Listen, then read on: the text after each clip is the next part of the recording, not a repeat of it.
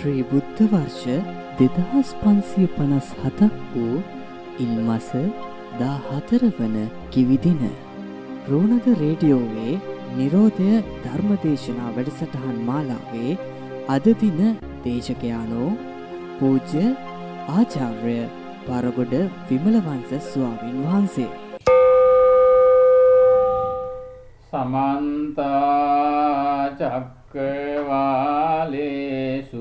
අත්‍රා ගච්ඡන්තු දේවතා සද්දම්මං මුනි රාජස්ස සුනන්තු සග්ග මොක්ඛදං ධම්මස්සවන කාලෝ අයං බදන්තා ධම්මස්සවන කාලෝ අයං බදන්තා ධම්මස්සවන කාලෝ අයං බදන්තා නමෝ තස්ස භගවතු අරහතෝ සම්මා සම්බුද්දස්ස නමෝ තස්ස භගවතු අරහතෝ සම්මා සම්බුද්දස්ස නමෝ තස්ස භගවතු අරහතෝ සම්මා සම්බුද්දස්ස ජීවිතං අනියතං මරණං නියතං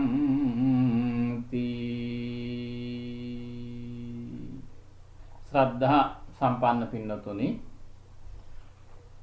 රෝණද අන්තර්ජාල ගුවන් විදුලි සේවයේ අද විකාශනය කරන ධර්මදේශනාවේ මාතෘකාව වශයෙන් තබා ගත්තේ ලෞකික ජීවිතයට බොහොම බරව ලෞකික ජීවිතයේ බදාගෙන සිටින ජනතාව වැඩිපුර අහන්න කැමති නැති මාතෘකාවක්.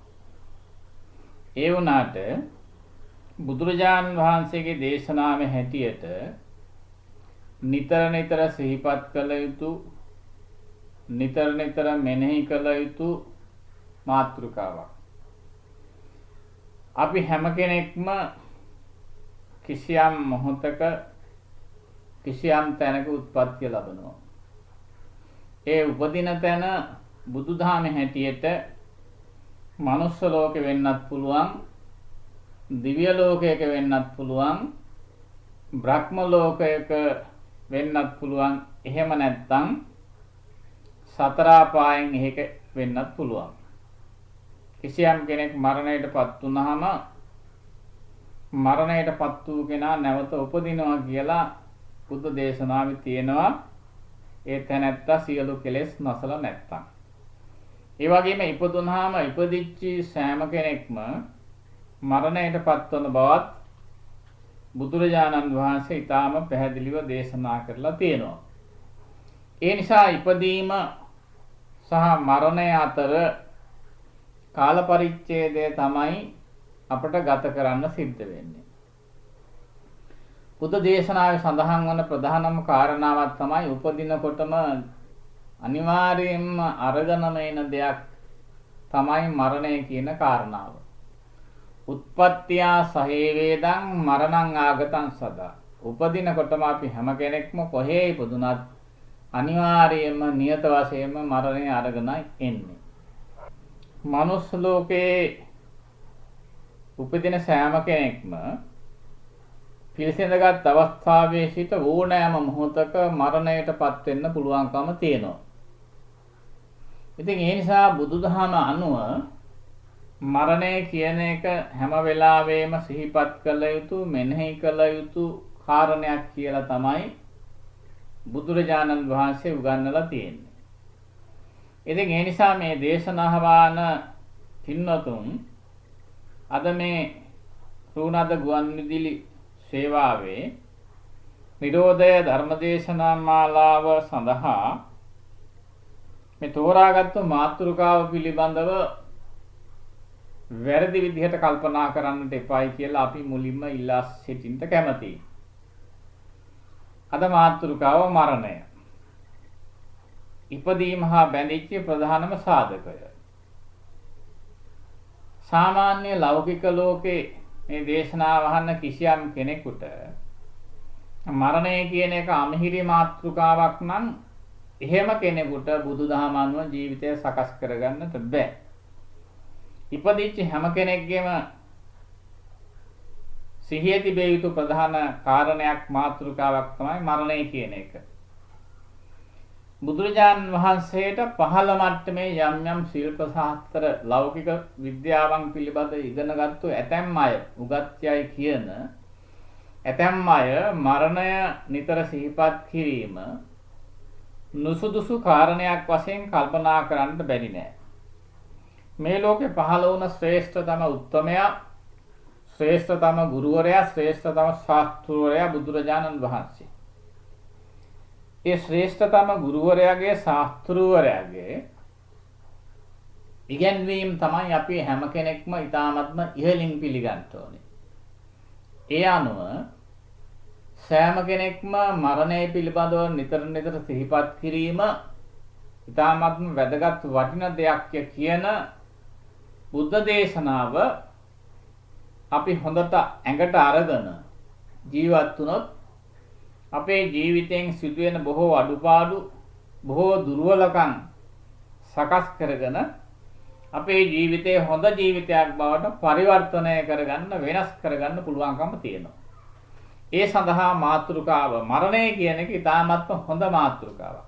හැබැයි ලාංකික සමාජයේ අපි දන්න කාලේ ඉඳලා මරණය පිළිබඳව අපේ බෞද්ධ ජනතාව ක්‍රියාත්මක කරන ආකාරය ඊ타ත්ම දුර්වල, බුදුදහමට නොගැලපෙන දෙයක් කියලා තමයි මුලින්ම කියන්න වෙන්නේ.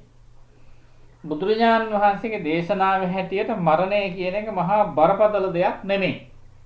ඉපදිච්ච හැම කෙනෙක්ම මැරෙනවා. මරණයට වෙලාවක් නැහැ, මරණයට තැනක් නැහැ, මරණයට වයසක් නැහැ. ඕන වෙලාවක ඕන කෙනෙක් ඕන තැනකදී ඕන විදිහකින් මැරෙන්න පුළුවන්. ඒ නිසා මරණය නියතමයි. කොයි වෙලාවෙ හරි කොතනදී හරි කොයි විදිහකින් හරි මැරෙනවමයි. ඒක කිසි කෙනෙකුට වෙනස් කරන්නට බෑ. ඒ නිසා මරණය කියන මාතෘකාව හිතේ තබාගෙන අපි මරණයට සූදානම් වෙන්න ඕනේ. මේ ධර්ම දේශනාව අහන වෙලාවෙත් අපි ටිකෙන් ටික කිට්ටු වෙන්නේ මරණයට.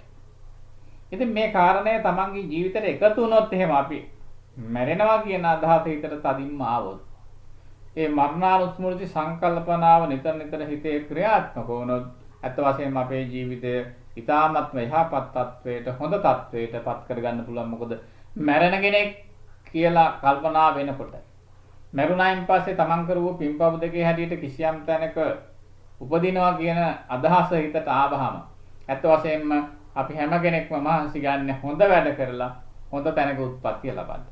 ඒ වගේම මරණය මරාගෙන කවදා හරි මැරෙන්න. ඒ කියන්නේ නිවන් දකින්න කියන කාරණයක් ඉටු කර ගැනීම පිණිස මරණය ඊටවත් වැදගත් වෙනවා. පැහැදිලිවම මරණානුස්මෘති සූත්‍රය කියන දේශනාවේ තියෙනවා මරණය සිහිපත් කිරීම ඊටාත්ම වැදගත්.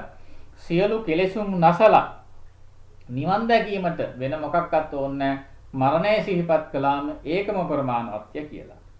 ඉතින් අද දවසේ මේ අපේ ලාංකික සමාජයේ මළගේ විශේෂයෙන් බෞද්ධ ගෙවල් වල මරණය සිද්ධ වෙන ආකාරය මරණයේ අවසාන කටයුතු කරන ආකාරය ඊ타ත්ම බරපතල විදිහට බණ දහමට බුදුදහමට පටහැනි විදිහට සිද්ධ කරන ආකාරය නිසා ඒ පිළිබඳව පින්නතුන් දැනුවත් කිරීම සඳහා තමයි ඉතිරි කාලය අපි යොදා ගන්න බලාපොරොත්තු වෙන්නේ.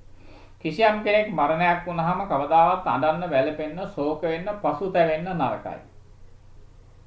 බුදුදහමේ ඒ ශෝක වීම, ඇඬීම, වැළපීම නුසුදුසු ක්‍රියාවක් වශයෙන් තමයි දක්වලා තියෙන්නේ. ඇඬුවට, වැළපුණාට, ශෝක වුණාට අඬන වැළපෙන ශෝක වෙන කෙනාට වැඩකුත් නැහැ, මැරිච්ච කෙනාට වැඩකුත් නැහැ. ඒ නිසා නිෂ්ඵලකාරියක් වශයෙන් තමයි බුදුදහම දක්වලා තියෙන්නේ. කිසියම් කෙනෙක් මැරුණාම මැරිච්ච කෙනා පිළිබඳව කල්පනා කරගෙන සිහිපත් කරගෙන අඬන, දොඩන, වැළපෙන පසුතැවෙන එක. මරණයක් වුණාම මේ මරණය කටයුතු ඉක්මනින්ම පැය 2 3කින් 4කින් 5කින් පුළුවන් නම් ඉතාමත් හොඳයි. එහෙම නැත්නම් එදා දවස තුල ඒකේ කටයුතු අවසන් කරලා නිම කරනවා නම් තමයි වටින්නේ. ඉතින් සමාජ බොහෝ දෙනෙකුට මේක හුරු වෙලාම නැහැ. මරණය විකුණගෙන කන මිනිස්සු වර්තමාන සමාජෙ බිහි වෙලා තියෙනවා.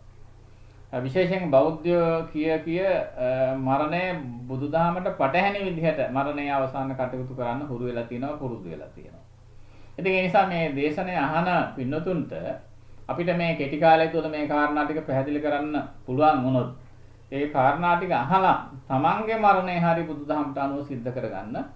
අඩු වශයෙන් අවසාන වශයෙන් ඔබ ලියන අන්තිම කැමැති පත්‍රය හරි මගේ මරණය සිදු කළ යුත්තේ බුදුදහමට අනුව කියන කාරණය සඳහන් කරලා ඔබට අවසන් හුස්ම පිට කරන්න පුළුවන් නම් ඔබගේ මරණය බුදුදහමට අනුව අවසාන කටයුතු සිද්ධ කරගන්න ඔබ මුල් වෙනවා නම් මං හිතන්නේ ඒක ඊටාත්ම සාසනික වශයෙන් ආගමික වශයෙන් ඊටාත්ම වැදගත් කාරණයක් කියලා අපි ඔබට සිහිපත් කරන්න කැමතියි.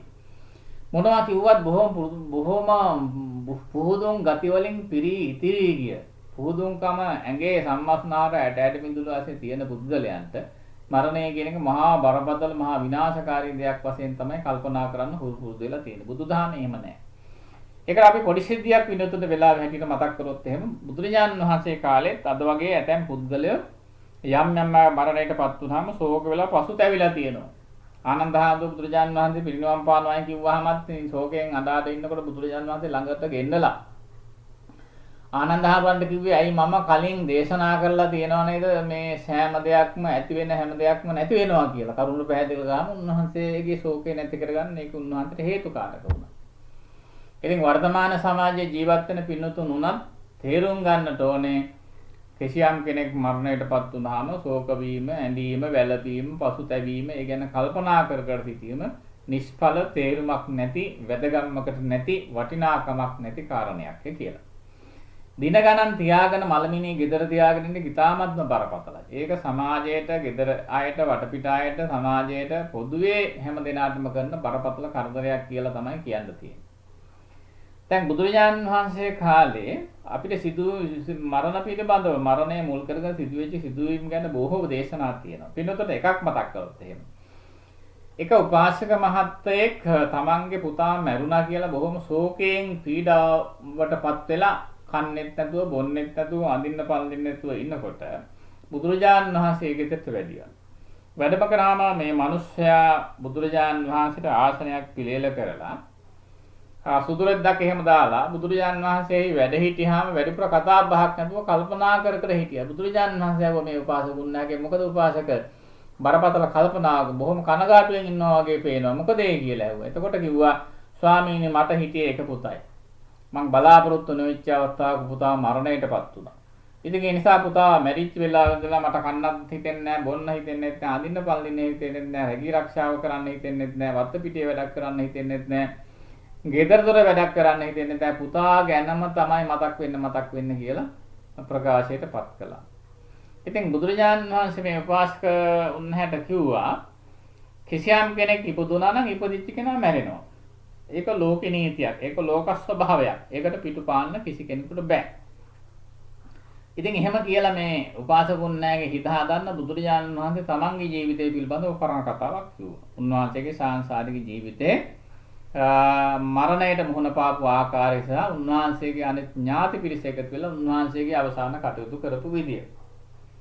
ඒ වෙලාවේ උපාසකුන්නාට කියනවා උපාසක මමත් අතීත පූර්ව ආත්මයක එක බ්‍රාහ්මණ පවුලක ඉපදිලා හිටියා. ඒ බ්‍රාහ්මණ පවුලේ හිටියා මමයි, මගේ තාත්තයි, මගේ අම්මයි, මගේ නංගි, මගේ භාර්යාවයි, මගේ සේවිකාවයි. අපි 6 දෙනා බොහොම සන්තෝෂෙන් හිටියා. අපිට මේ ජීවිතය ගැන, මරණය ගැන හොඳ අවබෝධයක් තිබුණා. දවසක් තාත්තයි මායි ගියා හේනට කුඹුරට. අපි ගොඩගොවිතැන් කළා, මඩගොවිතැන් කළා. ඉතින් ඒ නිසා දවසක් තාත්තයි මායි හේනට කුඹුරට ගිහිල්ලා මම එදා දවසේ කරේ වත්ත පිටියේ හැමතැනම තියෙන කුඹුරේ තියෙන මැඩුවන්, ඒ වගේම කොළ කෑලි, ලී කෑලි මේ සියලු දේවල් එකතු කරලා තැනින් තැන ගොඩවල් ගහලා මං ගිනි තිබ්බා. ඒ වගේම හේනේ තියෙන උදුළු ගාපුව, තනකොළ, ඒ වගේම කෝටු කෑලි, ලී කෑලි මේවා සියලු දේවල් තැනින් තැන කොට ගහලා මම ගිනි තිබ්බා. මෙහෙම ගිනි තිබ්බාම මේ ගිනි තියපු ගිනි ගොඩවල් වල ගින්දර රශ්මිය, ඒ වගේම දුමාරය, දුම ළඟ තිබිච්චි අපේ හේනේ කුඹුර අයිනේ තිබිච්චි ලොකු නුග ගසක වෙන එක හිටපු නාගයෙකුට ඒ සැර වැදිලා දුම් සැර ගිනි සැර වැදිලා ඒ නාගයා කෝපයටපත් වෙලා හිමින් සැරේ නාගය ඇහිලා මට දෂ්ට කළා. විෂ මගේ ශරීරගත වුණා. මං මරණයටපත් වුණා. තාත්තා ටික වෙලාවක් වැඩ කළා. වැඩ කළා බැලුවහම මම නැහැ. පස්සේ හොයලා බැලුවාන් පස්සේ මං වැටිලා තියෙනවා. මාව ඇහිලා පරීක්ෂා කළා. මායාගේ දත් වැදිලා තියෙනවා, ලේ පිට වෙලා තියෙනවා. ශරීරය පරීක්ෂා කරලා තේරුම් ගත්තා සර්පයෙක් දෂ්ට කළා මාව මරණයටපත් වෙලා කියලා. අවසානයේ ඉතින් මම මැරිලා බව තාත්තා තේරුම් ගත්තු තාත්තා වටපිට පරිසරය බලලා පාරායිනක යන මගියෙක් මිනිස්සෙක් දැකලා මිනිහයාට කතා කරලා අප්පුලියක් ගහලා කතා කරලා කිව්වා දැන් ඔබ අපේ ගේ ළඟින් යනකොට ගෙදර ඉන්න කට්ටියට කියන්න නාලා පිළිසිඳ වෙලා තෙල් මල් සුවඳුම් තිහිකුත් අරගෙන බත් පාර්සල් වෙන්න දෙකක් ගේන්න කියනවා. අද දෙකක් ඕනේ නැහැ. එකක් අරන් කුඹුරට හේනට එන්න කියලා. ඒ පණිවිඩය දීගෙන යන්න කිව්වා. ඉතින් ඒ මහත්මයා ඒ තැනැත්තා ඒ පණිවිඩය දුන්නා ගෙදරට. ඉතින් ගෙදර කට්ටිය අර විදිහට ඉක්මන් කරලා පිළිසිඳ වෙලා බත් පාර්සලෙකුත් අරගෙන තෙල් මල් සුවඳුම් තිහිකුත් අරගෙන කුඹුරට ඇවිල්ලා බැලුවාම මම මරණයටපත් වෙලා. මැරිච්චි මම ඊට පස්සේ ගත කරපු ජීවිතය ඉතාමත්ම හොඳ ජීවිතයක් යහපත් ජීවිතයක් නිසා මරුණ ක්ෂණයකින්ම දෙවි කෙනෙක් වෙලා උත්පත්ති ලැබුවා. ඉතින් තාත්තයි අම්මයි නංගි භාර්යාවයි සේවිකාවයි මේ ඔක්කොම කට්ටිය දැන් හේනට කුඹුරට ඇවිල්ලා එකතු වෙලා මාව ගෙනහැල්ලා කමත උඩින් තියලා ලී කෑලි දර කෑලි දාලා ගිනි තිබ්බා. දැන් ගිනි තියලා මාව පුච්චනවා මේ වෙලාවේ. ඉතින් ඒගොල්ලෝ අපේ මගේ මලමිනිය වට කරගෙන තව දරදම මාව පුලුස්සනවා. ඉතින් මම බැලුවා දැන් දෙවිය කෙනෙක් වශයෙන් ඉපදිච්ච මම බැලුවා මගේ ඥාති කට්ටිය ඥාතිවරු තාත්තයි අම්මයි නංගි භාර්යාවයි සේවිකාවයි මොකද කරන්නේ කියලා කට්ටිය ඔක්කොම එකතු වෙලා දරදම මගේ ඇඟට මාව ගිනි තියනවා. මාව පුලුස්සනවා. මාව ආදාහනය කරනවා. කිසිම කෙනෙක්ගේ මූණවල දිහා බැලුවාම ශෝකයක් කනගාටුවක් දුකක් තියෙනවා කියලා පේන්නේ නැහැ. ඒ නිසා මම කල්පනා කළා මනුස්ස වේශයක් මවාගෙන අපේ ඥාති කට්ටිය අම්මා තාත්තා නංගි භාර්යාව සේවිකාව හම්බෙන්න යන්න ඕනේ කියලා. ඈත පිරිසර දුර ඉඳලා එන බොහොම වෙහෙසටපත් වෙච්ච මහන්සියටපත් වෙච්ච මගියෙක් වශයෙන් මේ එහෙම වෙහෙසයක් මවාගෙන මම මේ කුඹුර ළඟට ආවා. ඇවිල්ලා දැන් මෙයාත් එක්ක කතාවට සම්බන්ධ වෙන්න ඕන හින්දා මම කට්ටියට කිව්වා මේ මම බොහොම දුර ඉඳලා යන්න හරිම බඩගිනි මං හිතන්නේ කට්ටිය එකතු වෙලා හේනේ කුඹුරේ වැඩ කරලා මේ දවාලට කන්න කැලෙන් අල්ලගත්තු මුවෙක්ව පුච්චනවා ඇති. මුව මස් කන්න. මටත් මුව මස් ටිකක් ඕනේ. මමත් හරි බඩගින්නේ ඉන්න කියලා කිව්වම තාත්තා කිව්වා මේ මුවෙක් පුච්චනවා නෙමෙයි කෑමට. මාත් එක්ක කුඹුරට ආපු මගේ පුතා සර්පෙක් දෂ්ට කළා මැරුණා. මේ මැරිච්ච පුතාව තමයි පුච්චන්නේ කියලා. එහෙම ඇහුවා මම තාත්තගෙන් ඇහුවා. ඉතින් තාත්තගේ පුතා මේ දැන් මැරුණා නම් මැරිච්ච පුතා ගැන තාත්තා දුකක් නැද්ද කියලා. එහෙම ඇහුවාම තාත්තා මට කියනවා මොනවද දුක් වෙන්නද? කිසියම් කෙනෙක් මේ ලෝකෙ ඉපදුණා නම් ඉපදිච්ච කෙනා මරණයටපත් වෙනවා. ඒ ස්වභාව ධර්මය අනුව මගේ පුතාත් මරණයටපත් වෙලා. අනිත් එක මේ ශරීරය කියන එක ඒකේ යල්පැන්නාම කල්පැන්නාම ඒ ශරීරේ දාලා යන්න ඕනේ. සර්පයෙක් ගත්තාම සර්පයාගේ හැව කල්ලිකුත් උනාම සර්පයා හැව දාලා යනවා.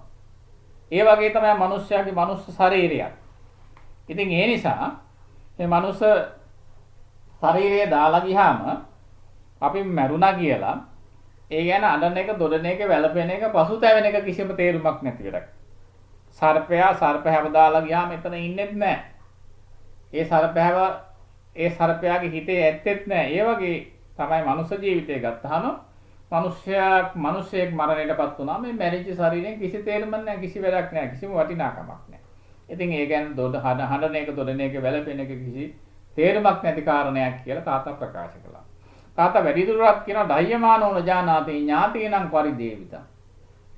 මේ පිච්චෙන කෙනා මගේ පුතා තමයි. ඉතින් එයා පුතා දන්නේ අපි අඬනවා, වැළපෙනවා, ශෝක වෙනවා, පසුතැවෙනවා කියලා. ඉතින් මොකටද තේරුමක් නැති වැඩක් කරන්නේ කියන කාරණේ තමයි තාත්තා කිව්වේ. එහෙම කිව්වහම මම අම්මාගේ පැත්තට හැරිලා ඇහුවා තාත්තා මොනවා කිව්වත් අම්මා මේ පුතාව මාස 10ක් විතර මව් කුසේ තියාගෙන ඒවා ආරක්ෂා කරලා මෙලොවට බිහි කරලා දන ගන්න බඩ ගන්න වයසේ ආරක්ෂා කරගෙන හොඳට හොඳට මේ දරුවව ආරක්ෂා කරගෙන වැඩි වියපත් කරලා හදා වඩාගෙන මේ තත්ත්වයටපත් වුණා. ඉතින් දැන් පුතා හදිස්සියේ මැරිලා. අම්මට මේ ගැන දුකක් කනගාටුවක් නැද්ද කියලා මම අම්මගෙන් ඇහුවා. අම්මා ඒ වෙලාවේ කිව්වා අනවහතෝ ඊතෝ ආගගනුඤ්ඤාතෝ ඊතෝ ගතෝ යතහගතෝ තථාගතෝ කාතත්ත පරිදේවන. මෙයා මගේ පුතා තමයි. නමුත් පුතාට ඇවිල්ලා මගේ කුසේ උපදින්න කියලා මම කිව්වේ නැහැ. දැන් ඔබ හිටිය ඇති ඵලයන් යන්න කියලා පුතාට මම කිව්වේ නැහැ. පුතාගේ කර්ම ශක්තියෙන් මගේ කුසේ ඉපදුණා. පුතාගේ කර්ම ශක්තිය අනුව පුතා යන්න ගියා. ඉතින් ඒ නිසා මේකට මගේ 아무තු සම්බන්ධයක් නැහැ. කර්මාන් රූපව සිද්ධ වෙච්ච ක්‍රියාවලියක්. ඉතින් ඒ නිසා මොකටද මේකට අඬන්නේ? ඇඬලා ඇති වැඩේ මොකද්ද කියන කාරණේ තමයි අම්මා ප්‍රකාශයටපත් කළේ. අම්මා කිව්වේ ඉතින් තාත්තා කියපු දේ තමයි මමත් කියන්න තියෙන්නේ. ඉතින් ඒ නිසා පුතා මරණයටපත් වුණා කියලා අන්ලා දොල්ලා බැලපිලා ශෝක වෙලා පසුතැවිලා කිසි තේරුමක් නැහැ. ඒ නිසා තේරුමක් නැති වැඩක් කරන්න ඕනේ. ඒ නිසා මමත් අමුතුවෙන් පුතා මරණයටපත් වීම පිළිබඳව දුකකට කනගාටුවකටපත් වෙන්නේ නැහැ කියලා තමයි අම්මා ප්‍රකාශය කරේ. ඊට පස්සේ ඊළඟට මම ඇහුවා නංගිගෙන්. ඔය මොනවා කිව්වත් දැන් අම්මා තාත්තා වයස්ගත අය. ඉතින් නංගි දැන් තරුණ අයනේ. සාමාන්‍යයෙන් අයියලා නංගිලාට ආදරේ. ඉතින් ඒ නිසා මම නංගිගේ පැත්තට හැරිලා ඇහුවා. ඉතින් දැන් මේ නංගි ඔයාගේ මේ අයියානේ මරණයටපත් වෙලා තියෙන හදිස්සියෙන්. ඉතින් ඔයාට මේ තමන්ගේ සහෝදරයා මරණයටපත් වීම ගැන දුකක් කනගාටුවක් නැද්ද? එතකොට නංගි කිව්වා තාත්තා අම්මා කියපු කතාව තමයි මටත් කියන්න තියෙන්නේ. කිසියම් කෙනෙක් මේ ලෝකෙ ඉපදුණා නම් ඉපදිච්ච කෙනා මැරෙනවා කොයි වෙලාවෙ හරි. තමන් ගෙනාපු කර්ම ශක්තිය ඉවරනකන් තමයි ඉන්න පුළුවන්කම තියෙන්නේ. අයියා වුණත් එහෙමයි, මං වුණත් එහෙමයි, අම්මා තාත්තා වුණත් එහෙමයි, අනිත් අය වුණත් එහෙමයි. ඒක අපිට තේරෙන්න ඕන. අනිත් එක අයියා මැරුණා කියලා මං ඇඬුවොත්, වැළපුණොත්, ශෝක වුණොත්, පසුතැවුණොත් මට මොකද වෙන්නේ? සචේ රෝදේ කිසා අස්සං තත්තමේකින් ඵලංසිය. මේ නංගිගේ ප්‍රකාශය අපේ ත්‍රිපිටකයේ තියෙන විදිය. හොඳයි නා අයියා මැරුණා කියලා මම ඇඬුවොත්, වැළපුණොත්, ශෝක වුණොත්, පසුතැවුණොත් මට මොකද වෙන්නේ? ගෑනු ළමයෙක් වුණාන් පස්සේ තරුණ ගෑනු ළමයෙක් ලස්සනට හැඩ වැඩට හොඳට ඉන්න ඕන. එතකොට තමයි ඒකේ වටිනාකමක් තියෙන්නේ. අනිත් අයගේ අවධානය එන්නේ. හැබැයි මම අයියා නැති වුණා කියලා අඬලා දොල්ලා වැළපිලා ශෝක වෙලා පසුතැවිලා පොළොවේ හැපුණොත් මම කෙට්ටු වෙයි. මගේ නහර පෑදෙයි, ඇටකටු ටික පෑදෙයි. ඊට පස්සේ මම ඊටාත්ම දුර්වල වෙයි. මගේ ඇඟ සුදු මැලි වෙයි. මං අවලස්සන වෙයි. එහෙම වුණොත් මොකද වෙන්නේ? ඥාතින්ට මාව එපා වෙනවා. අපේ සමාජයේ ඕනෑම කෙනෙක් ලස්සන අය ආශ්‍රය කරන්න, ලස්සන අයත් එක්ක කතා බහ කරන්න, ලස්සන අයත් එක්ක පින්තූර ගන්න තමයි කැමති. නමුත් මම ඇටසැකිල්ලක් වුණොත් එහෙම අයියා ගැන හිතලා මගේ ඥාතින්ට ඥාති මිත්ත සුහජ්ජානං බියෝනෝ අරතිතිය. මෙතෙක්කල් මාව ආශ්‍රය කරු මගේ ඥාතින්ට මාව එපා වෙනවා. හිතවතුන්ට මාව එපා වෙනවා. මගේ සහෘදයන්ට එකට කන බොන අඳින පළඳින පුද්ගලයන්ට මාව එපා වෙනවා. අනිත් අයියාට වැඩකුත් නැහැ මේකෙන් මට වැඩකුත් නැහැ. ඉතින් ඒ නිසා අයියා මරණයටපත් වුණා කියලා අමුතුවෙන් අඬන දොඩන වැළපෙන ශෝක වෙන පසුතැවෙන එක කිසි තේරුමක් නැහැ කියන එක තමයි මගේ අවබෝධය කියලා තමයි නංගි ප්‍රකාශයටපත් කළේ. ඉතින් නංගි එහෙම කිව්වහම ඊළඟට මම හැරුණා භාර්යාව පැත්තට. භාර්යාවගෙන් මම ඇහුවා මේ අනිත් අය මොනවා කිව්වත් දැන් ඔබගේ මිනිස්සයානේ මේ මරණයටපත් වෙලා තියෙන ඔබට නම් සෑහෙන මේ ගැන දුකක් කනගාටුවක් වෙනවා.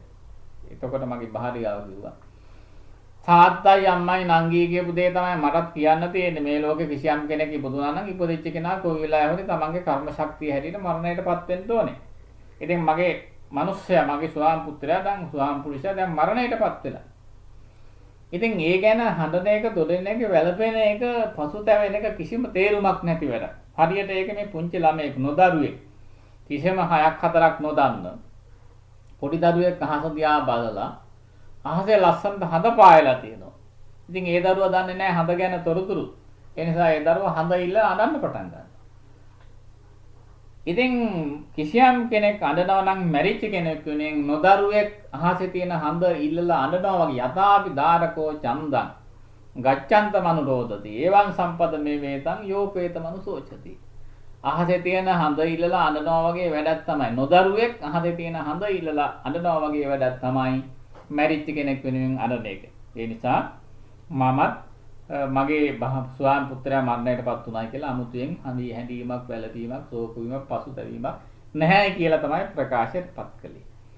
ඉතින් එහෙම භාර්යාව කිව්වම පස්සේ මම අවසාන වශයෙන් මගේ සේවිකාව පැත්තට හැරිලා සේවිකාවගෙන් මම ඇහුවා අනිත් අය කොහොම වුණත් දැන් සමහර විට ඔබ නම් සතුටු ඇති ඔබගේ මිනිස්සයා ඔබගේ මේ ස්වාමි ඔබ ආරක්ෂා කරන කෙනා ඔබගේ ගෙදර ප්‍රධානියා මරණයටපත් වීම පිළිබඳව හේතුව ඔබගෙන් පුළුවන් තරම් වැඩ ගන්න නැති, ඔබට හරියට වැඩ නොදෙන්න නැති, ඒ වගේම ලෙඩ දුකට නොබලන්න නැති, සැරවැර කරන්න නැති. ඉතින් එහෙම මම කිව්වාම මගේ සේවිකාව ගෙදර සේවිකාව එහෙම කියන්න එපා. මගේ ස්වාමියා ස්වාමි පුරුෂයානේ මගේ ස්වාමියා මාව හොඳින් රැක බලාගත්තා. අනවශ්‍ය විදිහට මගෙන් වැඩ ගත්තේ නැහැ. ලෙඩ දුක හොඳට බැලුවා. බෙහෙත් හේත් තරම් දුන්නා. කෑම බීම හොඳට දුන්නා. ඇඳුම් පැළඳුම් දුන්නා. මාව හොඳින් ආරක්ෂා කළා. රැක බලාගෙන කළ යුතු හැම දෙයක්ම කළා. ඒ වුණත් කිසියම් කෙනෙක් මරණයටපත් වුණාම මැරිච්ච කෙනා වෙනුවෙන් අනන එක දොරන එක වැළපෙන එක කිසිම තේරුමක් නැති වැඩක්. මටත් තේරෙන විදිහට ගෙදර කට්ටිය කිව්වා වගේ. යතාපි බ්‍රහ්මේ උදකුම්බෝ බින්නෝ අපරිසන්දියෝ. සේවිකාව කියනවා දැන් බිඳිච්ච කලයක් වෙනුවෙන් අනල ඇති වෙන්නේ මොකද්ද? කලේ අමුතුවෙන් හැදෙනවද නැහැ. ඒ වගේ තමයි මැරිච්ච මිනිස්සෙක් වෙනුවෙන් අනල දොරන වැළපෙන පසුතැවෙන පොළොවේ හැපෙන එකේ කිසි තේරුමක් නැහැ කියලා ප්‍රකාශ කළා. එතකොට අපේ බුදුහාමුදුරුවෝ මේ කතාව මේ උපාසකුන් නැහැ ඉදිරියට ප්‍රකාශ කළා. ඊළඟට දැන් මේ වෙලාවේ මනුස්ස වේශයක් මවාගෙන ආපු මට හරි සතුටු හිතුණා. මගේ අම්මයි තාත්තයි නංගි භාර්යාවයි සේවිකාවයි කියපු කතාව ගැන. මේ අයට මනරය ගැන කොච්චර හොඳට තේරුම් ගිහිල්ලාද. ඒ නිසා මම බොහොම සතුටු වෙලා මගේ ප්‍රසාදය පළ කිරීම පිණිස ඒ අයගේ මන්දිරයේ ගෙදර රත්තරන් වලින් රන් රුවන් වලින් පුරවලා මං අන්තර්දාන වුණා කියන කතාව මේ උපාසකුන්නාට බුදුරජාණන් වහන්සේ පැහැදිලි කරලා විස්තර කරලා දුන්නා. දීලා කිව්වේ කිසියම් කෙනෙක් මරණයටපත් වුනහම කල්පනා කරන්න ඕනේ අර බ්‍රාහ්මණ පවුලේ ඉපදිච්ච වෙලාවේ මං මැරුණාම මගේ තාත්තා කල්පනා කරපු විදිහට මගේ අම්මා කල්පනා කරපු විදිහට ඒ වගේම මගේ නංගි කල්පනා කරපු විදිහට මගේ භාර්යාව සහ මගේ සේවිකාව කල්පනා කරපු විදිහට. ඉතින් මේක අපේ බණ දහමේ තියෙන මේ වගේ මරණය පිළිබඳව කතා පුරුදු රාශියක් තියෙනවා. ඒ නිසා පින්නතුන් මේ කතා පුවතින් තේරුම් ගන්න මේ කතාව නෙමෙයි මේකේ ධර්මයක්ම තමයි මරණය පිළිබඳව කොහොමද බෞද්ධයෝ හැසිරෙන්න ඕන කියන කාරණේ තමයි මේ දේශනාවෙන් පැහැදිලි කරලා තියෙන්නේ. බුදුරජාණන් වහන්සේ උන්වහන්සේගේ ජීවිතය තුළින්ම පෙන්වු කරලා දුන්නා. නමුත් දැන් අපේ මල ගෙදරක් ගත්තාම පස්සේ මේවා මොනවක් කරන්නේ දින ගණන් තියා ගන්නවා. ඊට පස්සේ අපේ මල ගෙවල් වලට කතා පවත්වන ඕන කෙලවරක් නැතුව කතික තරඟ තියෙනවා සමහර මල ගෙවල් වල. ඒ වගේම ශෝක ප්‍රකාශ කෙලවරක් නැතුව කියවනවා. එහෙනම් හාමුදුරුවෝ අච්චර මෙච්චර කෙලවරක් නැතුව ඉල්ලනවා. ඉතින් මරණය අත්‍යවශ්‍ය දේ අපේ පිනුතුන් කරන්නේ. මල ගෙදරක සිදුවිය යුතු ප්‍රධාන කාර්යභාරය තමයි මැරෙනවායි කියලා සිහිපත් කිරීම මරණානුභූතිය වැඩි වෙන. ඒ අරුණයින් පස්සේ මලමිනිය වල දාන්න හරි උච්චන්න හරි විශාල වශයෙන් මුදල් වියදම් කරලා පෙට්ටි ගේන්න හොඳ නැහැ. තියෙන අඩුම ලාභාලම මිල අඩුම ලෑල්ලක් තමයි පාවිච්චි කරන්න ඕන පෙට්ටිය හදාගන්න. වියදම් කරන්නම වටින්නේ නැහැ. ඒ වගේම පොඩි දාගෙන බැනර් දාගෙන කෙලවරක් නැතුව කතා පවත්වාගෙන ಗುಣ වර්ණනා කරගෙන කරන වැඩ කටයුතු මුළුමනින්ම බුදුදහමට පටහැනි දේවල් කියන එක පිනතුන් තේරුම් ගන්න ඕනේ. දැන් මලගයක් වුණායින් පස්සේ අද උදේ මැරුණා නම් අපේ දේශනාවේ හුඟා කතා ප්‍රවෘත්ති තියෙනවා. මැරිච්ච ගමන් එදා දවස් තුලම තමයි අවසාන කටයුතු කරලා තියෙන්නේ.